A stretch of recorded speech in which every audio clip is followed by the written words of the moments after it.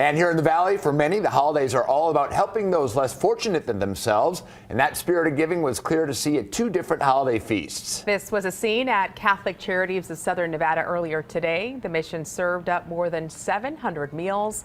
On the menu, beef Wellington, mashed potatoes and veggies with a nice pumpkin spice cake for dessert.